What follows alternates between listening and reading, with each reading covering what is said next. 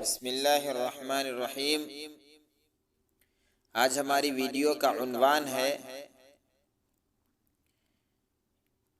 جو دعا مانگی جائے گی قبول ہوگی۔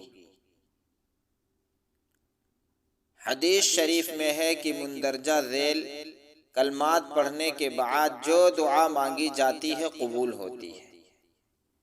دعا کے الفاظ یہ ہیں: لا الہ الا اللہ واللہ اکبر، لا الہ الا اللہ وحدہ لا شریک لہ، لہ الملک ولہ الحمد وہو علی کل شیء قدیر۔ لا الہ الا اللہ ولا حول ولا قوة۔ حوالہ طبرانی منتخب احادیث صفحہ نمبر 340۔ ترجمہ: اللہ کے سوا کوئی عبادت کے لائق نہیں اور اللہ سب سے بڑا ہے۔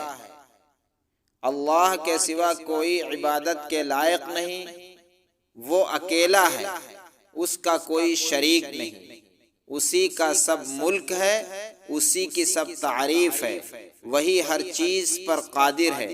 اللہ کے سوا کوئی عبادت کے لائق نہیں اور گناہوں سے بچنے اور نیکی پر لگنے کی طاقت صرف اسی عظیم، بلند و برتر ذات کی طرف سے ہے۔